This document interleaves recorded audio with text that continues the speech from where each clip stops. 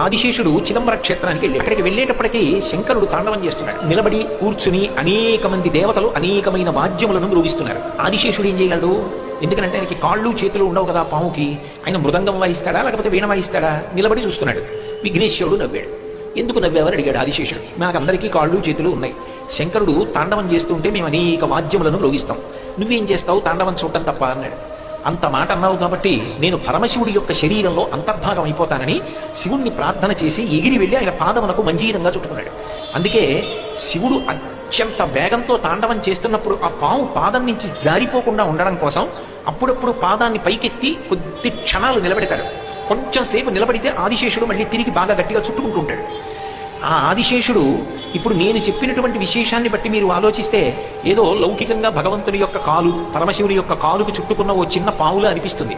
కానీ నిజానికి అది కాదు ఆదిశేషుడి యొక్క స్వరూపం. అనేకమైన పర్వతాలు